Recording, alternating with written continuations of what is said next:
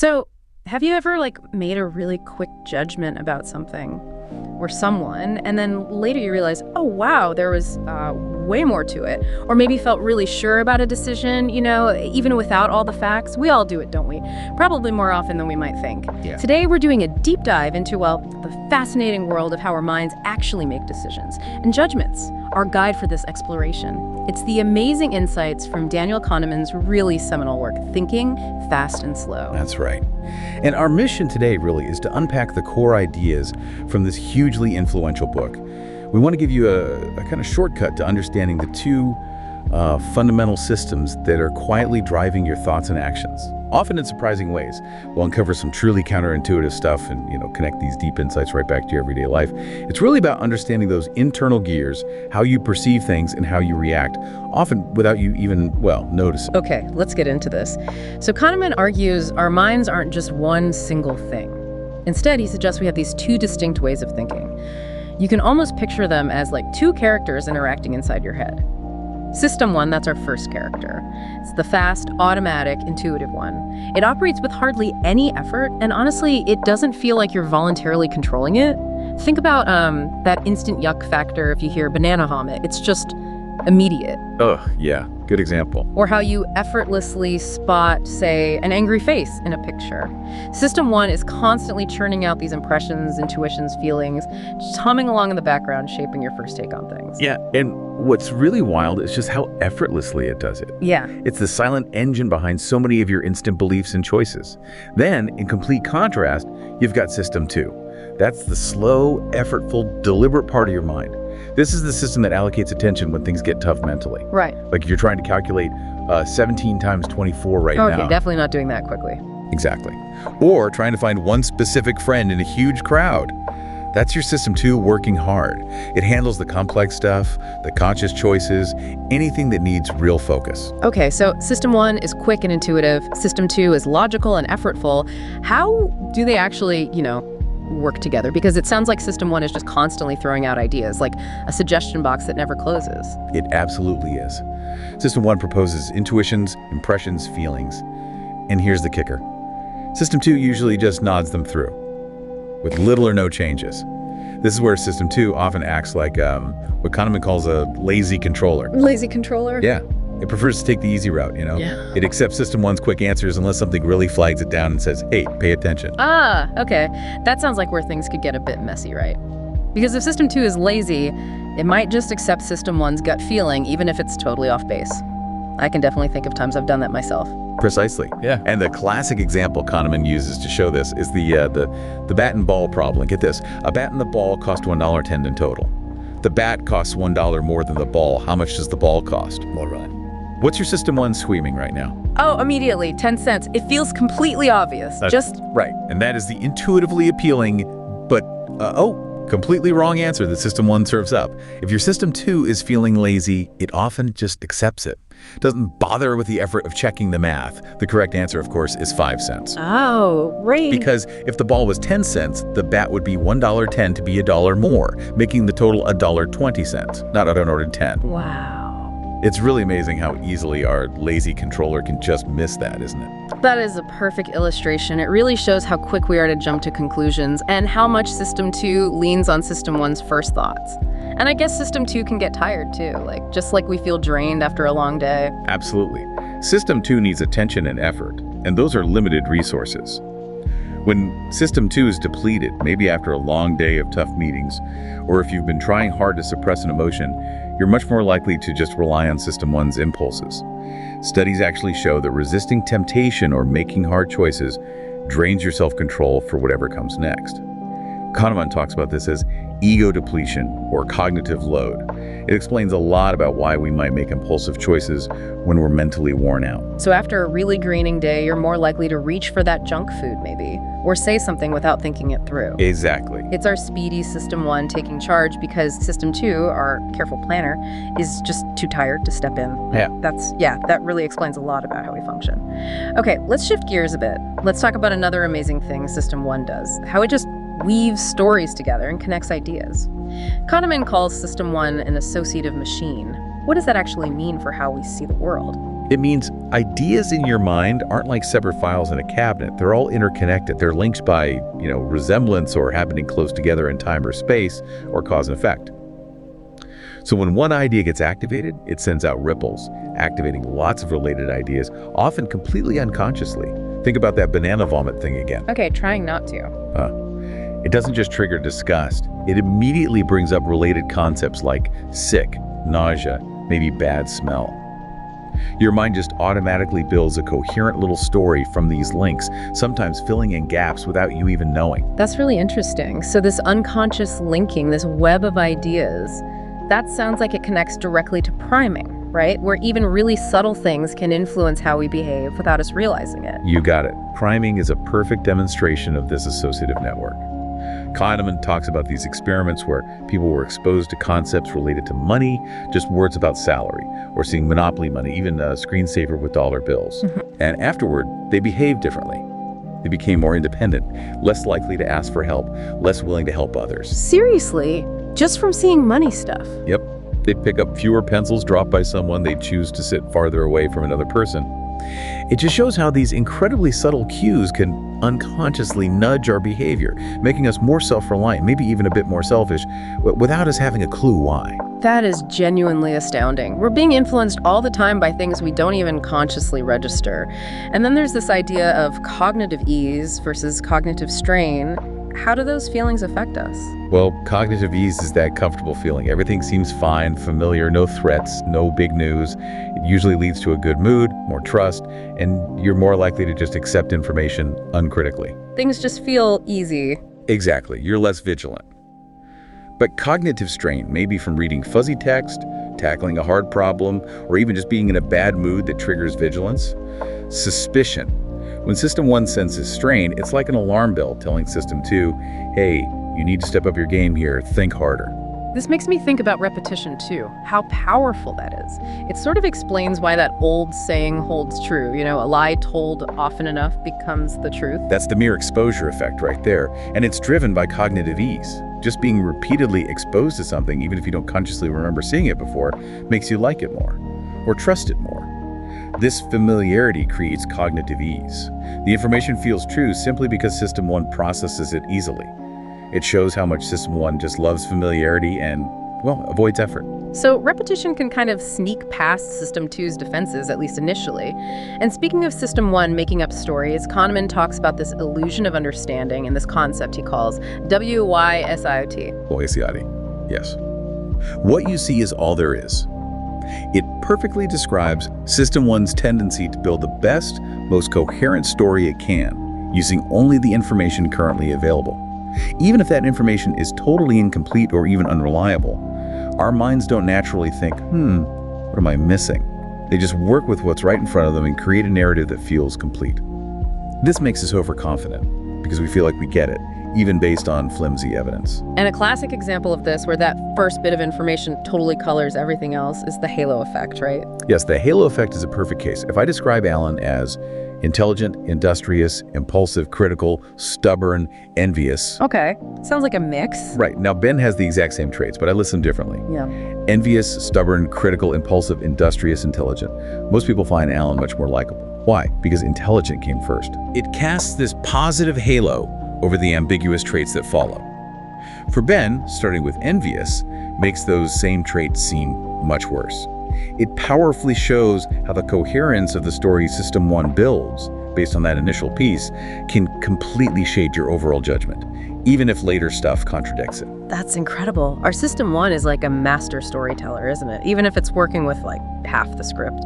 Makes you wonder how often we're judging situations or people based on just the first chapter. Okay, let's talk now about the pitfalls, the potential downsides of relying on intuition. Kahneman talks about these mental shortcuts, heuristics, and the predictable errors, the biases they lead to. System 1 is fast, yeah, but it can really lead us astray sometimes. Oh, definitely. One really common one is the substitution heuristic. This is where your brain answers a difficult question by secretly swapping it out for an easier related one that springs to mind more quickly. And you don't even realize you've made the switch. Can you give an example? How does that work in practice? Answering a question we weren't actually asked. Sure. So imagine someone asks you, Overall, how happy are you with your life these days? It's a big, tough question. Oh, yeah, very broad.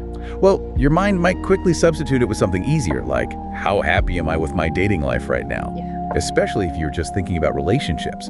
Your brain grabs onto that easier question, gives an answer, and you feel like you've answered the original, harder question.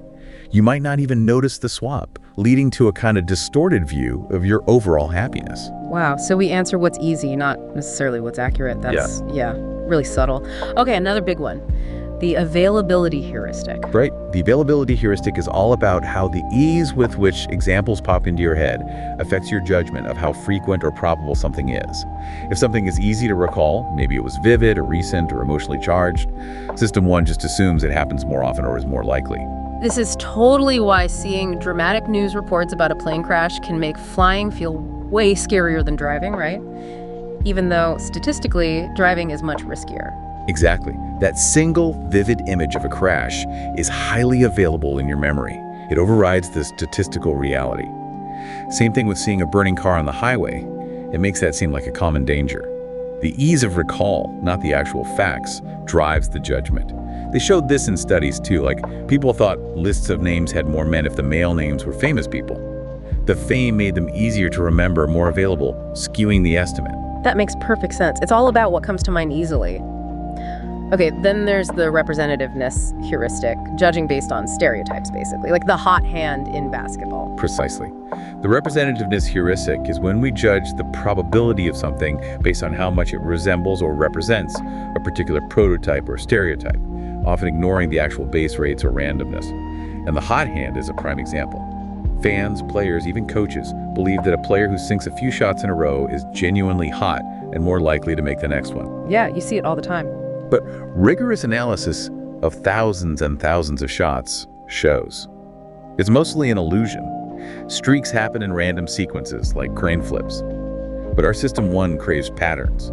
A streak represents skill being on, so we see it, even when it's just random chance. It's amazing how our minds impose order even on randomness. We just want that coherent story. Okay, last one in this group.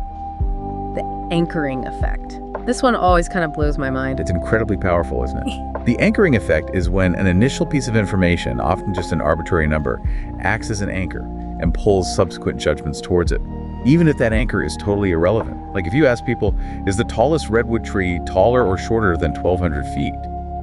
The high arbitrary anchor. Their later guesses about the actual height will be significantly higher than if you'd anchored them low, say at 180 feet. Just because of that first number you threw out there. Exactly. It subconsciously influences their starting point for estimation. And it's not just regular folks who fall for this, right? Even experts, like real estate agents. That's right. Studies show that even experienced real estate agents, when asked to appraise a house, were significantly influenced by the listed asking price they were shown beforehand. Even though they might deny it, that initial number anchored their valuation. It just shows how deep these System 1 effects run, even when we think we're being purely objective or expert. Wow, so our brains are constantly using these shortcuts, these anchors, making these substitutions. It's a lot. But knowing about it feels like the first step, maybe. Yeah. Okay, let's move into something that really highlights the, sometimes weird ways we make decisions, the power of how things are framed, loss aversion, and prospect theory. This is where Kahneman and his collaborator Amos Tversky really shook things up, especially in economics. And yeah, this is where it gets really interesting. You said it. This is absolutely fundamental to their work. And the core idea here is loss aversion. Basically, the pain of losing something is psychologically about twice as powerful as the pleasure of gaining the same exact thing. Twice as powerful? Roughly, yes. Losses just loom larger than gains. Losing $100 feels way worse than gaining $100 feels good. That's a huge difference. So we're naturally wired to avoid losses more than we seek gains. And this means that reference points become super important, because whether something feels like a loss or a gain depends entirely on your starting point. Exactly. Outcomes aren't judged in a vacuum. They're seen as gains or losses relative to a reference point. That could be your current situation or what you expected, or maybe a goal you had. So getting a $5,000 bonus feels great if you expected nothing, right? Absolutely. But it could actually feel like a loss if you were firmly expecting $10,000. The objective amount is the same, but the feeling is totally different because your reference point changed. Okay, that completely turns traditional economic ideas about rational actors on their head, and the book lays out this fourfold pattern of how we react to risk, which explains a lot of behavior that seems, well, irrational. What's the most surprising part of that pattern for you? Where does it show up in ways we might not expect? For me, the most counterintuitive bit is how we often become risk-seeking when we're facing almost certain large losses. Think about it. Normally we hate losses, right? We're loss averse. But Kahneman showed that when faced with a very high probability of a big loss, people will often choose a gamble, even one with a worse expected outcome, just to have a small chance of avoiding the loss altogether. So you'd rather gamble big than accept a definite, slightly smaller loss? Often, yes. It explains why people might throw good money after bad in a failing business, or maybe fight a legal battle they're almost certain to lose, hoping for that miracle escape. It's the desperate attempt to avoid the certainty of the pain, even if the gamble is objectively worse. Okay, so for everyone listening, let's quickly break down this fourfold pattern. How do we react in these different scenarios? Okay, let's map it out. 1, gains, high probability. Think like a 90% chance to win $1,000 versus a guaranteed $900. Here, people are risk averse. They take the sure thing. Exactly. They prefer the certain gain over the gamble, even if the gamble has a slightly higher expected value. System 1 loves certainty when it comes to gains. 2, gains, low probability.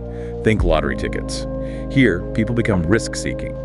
They're willing to pay for a tiny chance at a huge win, even though the odds are terrible and the expected value is negative.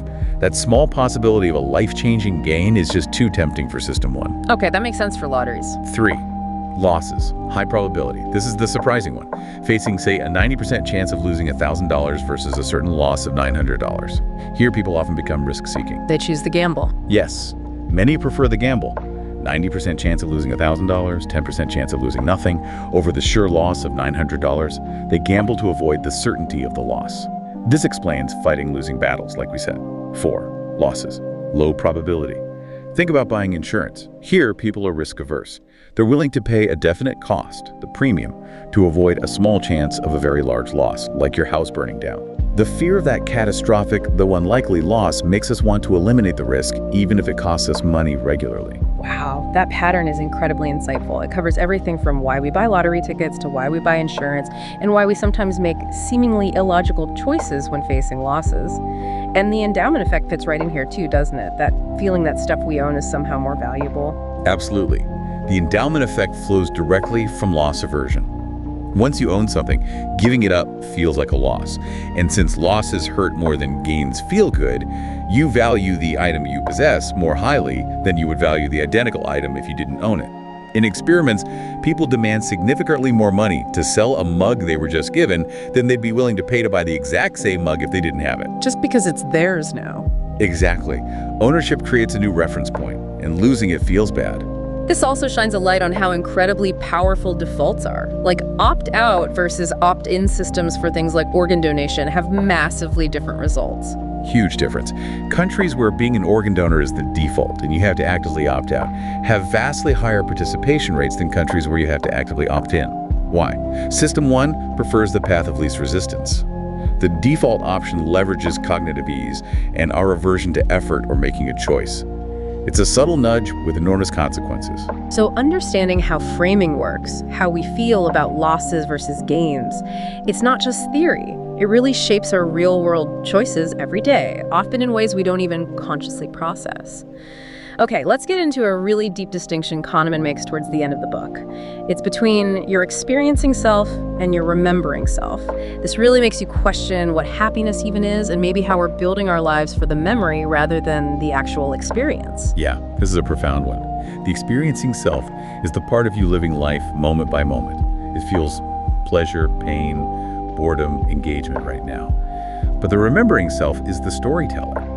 It's the part that looks back, evaluates past experiences, and constructs the narrative of your life. And crucially, the remembering self doesn't just give an average score for the whole experience, does it? It focuses on specific bits. Exactly right. The remembering self is weirdly insensitive to how long an experience lasted. This is called duration neglect. Instead, it heavily weights two things: the most intense point of the experience, the peak, whether good or bad, and how the experience ended. The peak end rule. The colonoscopy study he talks about is just such a wild example of this, almost hard to believe. It really drives it home. So patients undergoing a painful colonoscopy rated their pain levels. One group had the standard procedure. Another group had the same procedure plus a few extra minutes at the end where the scope was just held still, which was uncomfortable but less painful than the main part. Okay, so group 2 had a longer, slightly less painful ending. Right. And even though group 2 experienced more total pain because the procedure was longer, their memory of the experience was significantly better than group 1's memory. Just because it ended less painfully? Precisely. Their remembering self gave a better rating because of the less awful end, essentially ignoring the longer duration of discomfort. It favored the gentler ending. That's mind-boggling. It suggests we might actually choose experiences that are objectively worse overall, just because they end better or have a less negative peak. How does this play out in our bigger life choices? Well, it suggests we might often make decisions based on anticipating the memory we'll create, rather than maximizing the quality of the actual lived experience. Think about planning a vacation. Are you planning for maximum moment-to-moment enjoyment? Or are you planning for the photos, the stories you'll tell, the highlights for your remembering self? Guilty as charged sometimes. We all do it. We're essentially curating memories, sometimes at the expense of the experiencing self's well-being. And this ties into the focalizing illusion, right? Where we overestimate how much one single thing will affect our overall happiness. Exactly. The focalizing illusion happens when we focus on one specific aspect of life, like getting married or moving to a sunnier place, and we hugely overestimate its impact on our overall long-term happiness. Kahneman mentioned survey data from Germany about marriage. People anticipating getting married reported soaring life satisfaction. It peaked around the wedding. Makes sense. Big event. But then, over the following years, even for couples who stayed happily married, their reported overall life satisfaction tended to drift back down towards their baseline. So the marriage itself might be good, but it doesn't keep overall happiness at that peak wedding level. Generally, no. When asked later about their overall happiness, people might focalize on the positive aspects of being married or the memory of the wedding and overstate its ongoing impact compared to all the other mundane day-to-day stuff that also makes up life satisfaction. Whatever you focus on seems more important than it really is in the grand scheme of your well-being. Our remembering self grabs onto those salient highlights. This is so powerful. It shows how much our perception of our own lives, our own happiness, is shaped by this remembering self, this storyteller. It really forces you to ask, are you living for the present moment or are you living for the future memory of it? Well, we have covered a huge amount of ground in this deep dive into Kahneman's thinking fast and slow. Yeah. From System 1's quick-fire intuition to System 2's powerful but sometimes lazy logic, it's incredibly clear that the way we think and decide isn't always neat and rational. We're constantly influenced by these automatic processes, these shortcuts, and we fall into predictable biases. That's absolutely the core message. Our deliberate System 2, it's capable of amazing reasoning, but it can be easily sidetracked, tired out, or just default to whatever System 1 quickly suggests. But understanding this isn't about beating yourself up for being irrational. It's not about feeling flawed. No, it's about awareness, isn't it? It's like getting a peek under the hood. Yeah. It's a really powerful tool for understanding the mental habits, the tendencies that shape how you see things, how you judge things, and the choices you make. It's about learning to recognize when System 1 is maybe whispering a very convincing story that isn't quite complete, and then consciously deciding, okay, maybe it's time to engage System 2 to do the slower, harder work of thinking it through. Exactly. This knowledge gives you that chance to pause, to question that first gut reaction, to ask yourself, is the story my mind just told me the whole story, or just the easiest one to grab? It's really a call for more self-awareness in pretty much everything we do. So what does this all mean for you listening right now? The book really suggests that understanding these systems isn't just, interesting dinner party conversation. It's about gaining some conscious control over the default settings of your own mind. It's about recognizing those automatic whispers from System 1 and deciding when and if System 2 needs to step up and take the wheel. Which leaves us with a pretty big question, doesn't it? How much of your life have you been truly driving, and how much has just been running on autopilot?